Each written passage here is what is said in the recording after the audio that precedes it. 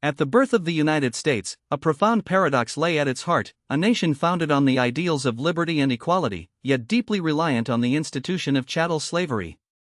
This fundamental contradiction, woven into the very fabric of its existence, would fester and grow, threatening to tear apart the young republic from its earliest days. As the 19th century dawned, a stark economic divergence began to define America's regions. The North, with its burgeoning factories and growing cities, embraced industrialization and a wage labor system, while the agrarian South became ever more entrenched in its plantation economy, where wealth was measured in land and enslaved human beings. The invention of the cotton gin by Eli Whitney in 1793 dramatically transformed the Southern economy, making short-staple cotton cultivation incredibly profitable. This technological leap, however, inadvertently cemented the institution of slavery, as the demand for enslaved labor skyrocketed to fuel the expanding cotton empire, binding the South's prosperity ever more tightly to human bondage. With westward expansion came the perennial question: would slavery be allowed in the new territories? The Missouri Compromise of 1820 offered a temporary solution, drawing an imaginary line across the Louisiana Purchase, allowing Missouri in as a slave state while Maine entered as free, and prohibiting slavery above the 3630 parallel in future states. It was a fragile peace, merely postponing the inevitable clash.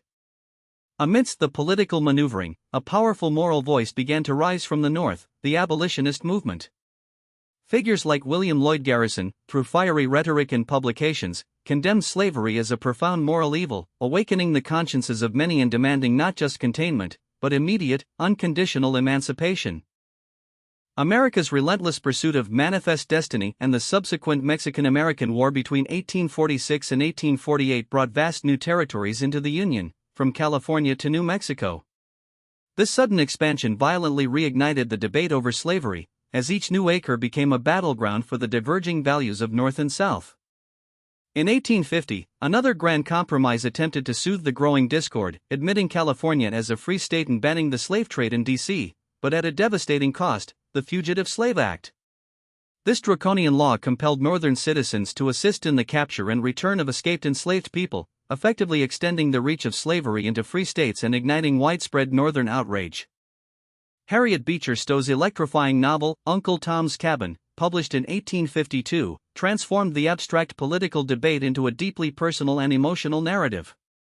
Her vivid portrayal of the brutal realities of slavery, the separation of families, and the inherent cruelty of the system resonated profoundly with Northern readers, galvanizing anti-slavery sentiment and humanizing the plight of the enslaved. The fragile peace was shattered irrevocably by the Kansas-Nebraska Act of 1854. Championed by Senator Stephen Douglas, it repealed the Missouri Compromise and introduced popular sovereignty, allowing settlers in these new territories to decide for themselves whether to permit slavery.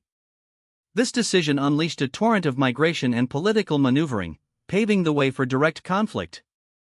The theoretical popular sovereignty quickly devolved into bloodshed in the territory of Kansas, earning it the grim moniker Bleeding Kansas. Pro-slavery and anti-slavery factions, each armed and fiercely determined, engaged in a brutal guerrilla war, committing atrocities against each other. It was a localized civil war, a stark and violent preview of the larger national conflict to come. By the late 1850s, the nation was fracturing. The Supreme Court's Dred Scott decision in 1857 declared that enslaved or formerly enslaved people were not citizens and that Congress could not prohibit slavery in territories, effectively nullifying popular sovereignty. Then, in 1859, radical abolitionist John Brown's audacious raid on Harper's Ferry, an attempt to spark a slave uprising, polarized the country further, making any peaceful resolution seem impossible. Congress could not prohibit slavery in any federal territory. This decision intensified the North-South divide, essentially invalidating any attempts at compromise regarding the expansion of slavery and reaffirming the institution's legality across vast swaths of the nation. For abolitionists, it was a profound blow, while for many Southerners, it validated their constitutional claims regarding property rights and state sovereignty. 2 years later, in October 1859, radical abolitionist John Brown launched a daring raid on the federal arsenal at Harper's Ferry, Virginia, hoping to arm enslaved people and ignite a widespread rebellion. Though quickly suppressed by federal troops led by Robert E. Lee, Brown's actions sent shockwaves throughout the nation, further eroding any remaining trust between North and South. Brown's subsequent trial and execution transformed him into a martyr for many in the North, who saw his radicalism as a necessary response to an unyielding evil. Conversely, in the South, he was denounced as a dangerous terrorist, a symbol of Northern aggression that confirmed their deepest fears about abolitionist intent to incite slave insurrections. The deeply fractured political landscape culminated in the pivotal election of 1860, where four major candidates vied for the presidency. The newly formed Republican Party, explicitly anti-slavery expansion, nominated Abraham Lincoln, whose moderate stance on slavery's existing legality but firm opposition to its spread galvanized Northern voters. Lincoln's victory, achieved without a single Southern electoral vote, was perceived by many Southern states as an existential threat to their way of life and the institution of slavery. They saw his election not as a democratic outcome, but as an act of aggression that demanded an immediate, decisive response. Within weeks of Lincoln's election, South Carolina, long a firebrand of states' rights and slavery advocacy, made good on its threats. On December 20, 1860, a special convention unanimously voted to secede from the Union, declaring its independence from a government it no longer trusted to protect its interests. Over the next 6 weeks, 6 more Southern states, Mississippi, Florida, Alabama, Georgia, Louisiana, and Texas, followed South Carolina's lead, severing their ties with the United States. By February 1861, these states had convened in Montgomery, Alabama, to form the Confederate States of America, drafting a new constitution and electing Jefferson Davis as their provisional president. As the nation splintered, Abraham Lincoln delivered his inaugural address on March 4, 1861, pleading for unity and emphasizing the perpetual nature of the Union. While vowing not to interfere with slavery where it already existed, he firmly declared that secession was illegal and that he would hold, occupy, and possess the property and places belonging to the government. One such property and place was Fort Sumter, a federal fortress strategically located in the harbor of Charleston, South Carolina, now squarely within Confederate territory. Its garrison, under Major Robert Anderson, was low on supplies, and its continued federal presence became an immediate flashpoint, symbolizing the standoff between federal authority and Confederate sovereignty. Faced with demands for surrender and the dwindling provisions of the garrison, Lincoln made a critical decision. He would attempt to resupply Fort Sumter, not reinforce it, signaling his intent to maintain federal property without initiating aggression. This calculated move placed the onus of the next action squarely on the newly formed Confederacy. Early on April 12, 1861, before the federal resupply convoy could arrive, Confederate batteries encircling Charleston Harbor opened fire on Fort Sumter. For 34 hours, the fort endured a relentless bombardment, the first shots of a war that would redefine the American nation and exact an unimaginable toll in blood and treasure. Bombardment. With supplies exhausted and the fort ablaze, Major Robert Anderson, commander of the federal garrison, had no choice but to surrender. Though remarkably no one was killed during the bombardment itself, the symbolic fall of Fort Sumter ignited a conflict that had been brewing for decades, leaving no doubt that the nation was now irrevocably at war. Lincoln's response was swift, a call for 75,000 volunteers to suppress the rebellion. This act, perceived by the South as an invasion, pushed 4 more states, Virginia, Arkansas, North Carolina, and Tennessee, to join the Confederacy, shifting the capital to Richmond, just 100 miles from Washington, D.C. The line between Union and Confederate was now starkly drawn. On both sides, a powerful wave of patriotic fervor swept through towns and cities. Young men, eager for adventure and convinced the conflict would be swift and glorious, rushed to enlist, envisioning a heroic return by autumn. Few could fathom the true cost, or the horrific, protracted struggle that lay ahead. The early skirmishes were scattered, often driven by local loyalties, particularly in the crucial border states of Missouri, Kentucky, and Maryland. Control over these divided territories was paramount, not just for strategic advantage, but also for the symbolic weight of their allegiances, which could tip the balance of public opinion. The first major engagement came in July 1861, near Manassas Junction, Virginia, a vital railroad crossroads. Eager for a decisive victory to end the war, Union troops, some even accompanied by picnicking spectators from Washington, marched confidently toward the Confederate forces gathered along Bull Run Creek. What began as an orderly advance soon devolved into a chaotic rout. The raw Union recruits, unused to the horrors of battle, broke under intense Confederate fire, particularly from the determined stand of General Thomas Jackson, who earned his immortal nickname Stonewall that day. the retreat turned into a panicked flight back to Washington. The First Battle of Bull Run, or First Manassas as it was known in the South, was a sobering awakening. The dream of a quick war shattered, replaced by the grim realization that this would be a long, bloody, and devastating conflict. Both sides now understood the immense challenge ahead and began to prepare for a war of attrition. In the wake of this defeat, President Lincoln appointed Major General George B. McClellan to command the Army of the Potomac. A brilliant organizer, McClellan transformed the demoralized volunteers into a formidable, well-drilled fighting force, though his meticulous preparations would often clash with Lincoln's desire for immediate action. While armies drilled on land, the Union Navy swiftly moved to implement the Anaconda Plan, a strategy to strangle the Confederacy by blockading its extensive coastline. Though porous at first, this naval cordon slowly tightened, impeding the South's ability to export cotton and import vital war materials, a crucial long-term advantage for the North. Meanwhile, in the Western theater, a less flamboyant but fiercely determined Union general began to emerge, Ulysses S. Grant. His decisive victories in early 1862, particularly at Fort Henry and Fort Donelson in Tennessee, secured crucial waterways and forced Confederate retreats, offering the Union some much-needed good news. These Western successes, however, led to the horrific Battle of Shiloh in April 1862, a clash of unprecedented scale and brutality near Pittsburgh Landing, Tennessee. Over 2 days, Grant's forces endured ferocious Confederate assaults, resulting in over 23,000 casualties, a toll that shocked both North and South and irrevocably altered perceptions of the war's true horror. Grant's forces endured a surprise attack and fierce fighting, ultimately pushing back the Confederates in one of the bloodiest engagements yet, with over 23,000 casualties. The sheer human cost of Shiloh shattered any illusions of a swift, clean conflict, revealing the war's true, brutal nature and the grim determination on both sides. While Grant fought in the West, General McClellan's massive Army of the Potomac crept slowly towards Richmond in the East, a cautious peninsula campaign plagued by delays and McClellan's persistent overestimation of Confederate strength. This inaction deeply frustrated President Lincoln, who increasingly sought decisive leadership to break the Confederate will. Lincoln's attempt to sideline McClellan and replace him with John Pope led to disaster at the Second Battle of Bull Run in August 1862, another crushing Confederate victory that sent Union forces reeling back towards Washington. The capital itself seemed vulnerable, and Northern morale plummeted under the weight of repeated defeats.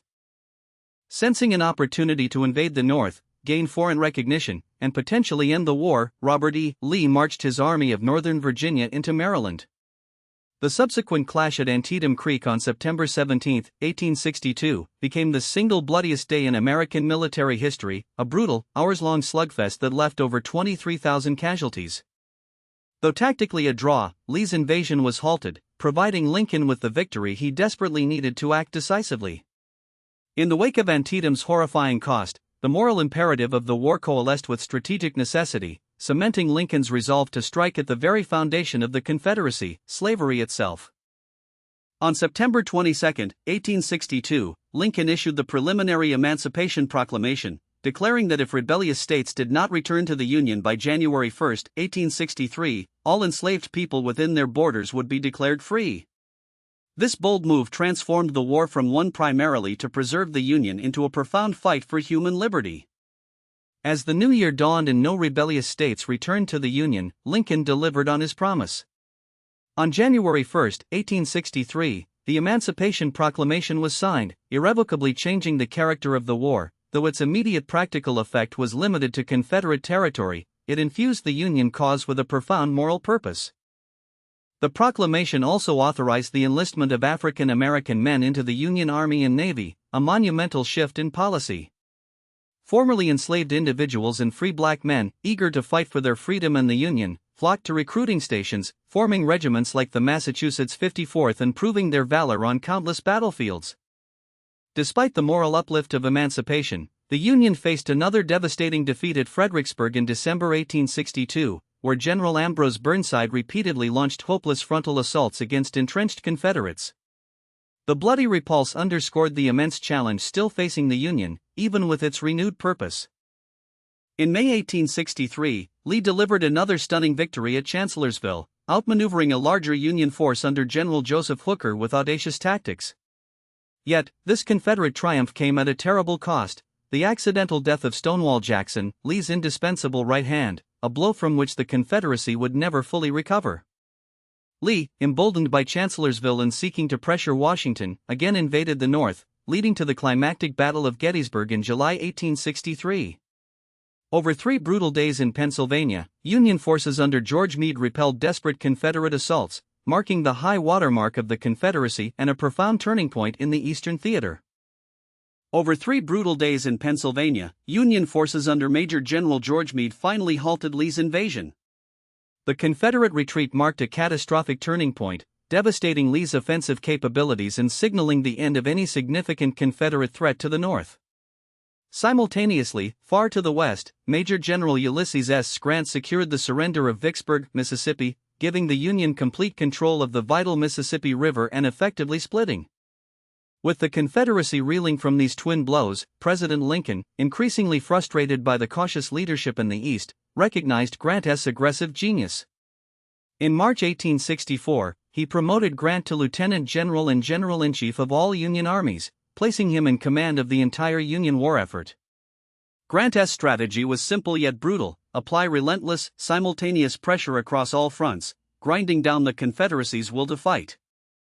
Grant immediately launched his overland campaign in Virginia, engaging Lee in a series of bloody, continuous battles known as the Wilderness, Spotsylvania Courthouse, and Cold Harbor. Unlike previous Union commanders, Grant refused to retreat after heavy losses, instead constantly maneuvering to flank Lee, embodying his grim promise, "I propose to fight it out on this line if it takes all summer." These engagements heralded a new, brutal era of attritional warfare. Unable to break Lee's lines directly, Grant then pivoted, attempting to capture the vital railroad hub of Petersburg, just south of the Confederate capital, Richmond.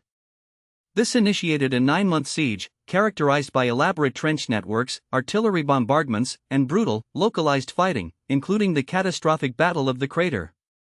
Petersburg became the archetype of static, grinding warfare that would define future conflicts. Meanwhile, in the Western Theater, Major General William Tecumseh Sherman, Grant's trusted subordinate, embarked on his strategic Atlanta campaign. Through brilliant maneuvering rather than frontal assault, Sherman outflanked Confederate General Joseph E. Johnston, culminating in the capture of Atlanta in September 1864. This victory provided a critical morale boost for the Union and had significant political ramifications. As the war dragged into its 4th year, Northern war weariness reached its peak, casting a dark cloud over President Lincoln's re-election prospects in 1864. Many, including Lincoln himself, believed he would lose to his Democratic challenger, General George B. McClellan. However, Sherman's capture of Atlanta, followed by subsequent Union victories, revitalized Northern morale, securing Lincoln's re-election and a clear mandate to prosecute the war to its absolute conclusion. With his political position secured, Lincoln fully endorsed Sherman's audacious plan to cut loose from his supply lines and march across Georgia to the sea. This was total war, aimed not merely at Confederate armies, but at the South's economic infrastructure and civilian will to resist. Sherman's march to the sea devastated plantations, railroads, and factories, leaving a 60-mile-wide swath of destruction in its wake.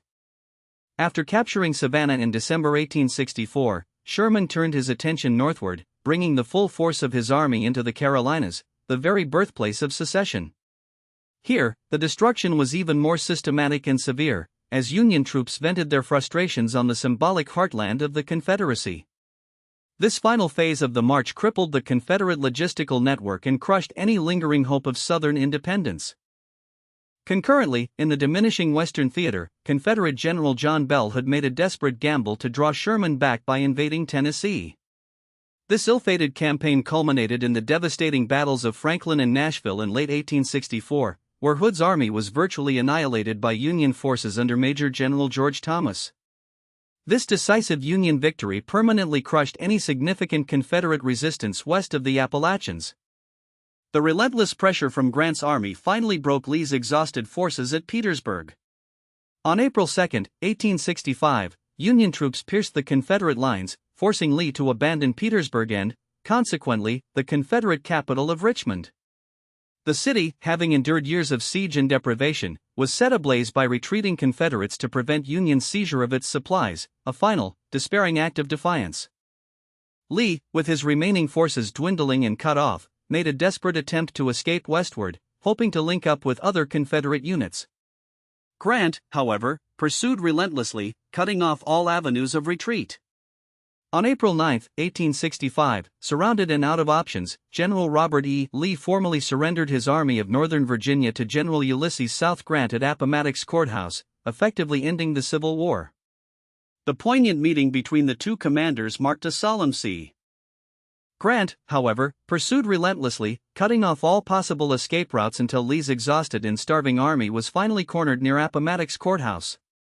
On April 9, 1865, realizing the futility of further bloodshed, General Robert E. Lee formally surrendered his Army of Northern Virginia, effectively ending the deadliest conflict in American history. News of Lee's surrender ignited widespread jubilation across the Union, with bells ringing and spontaneous celebrations erupting in cities and towns.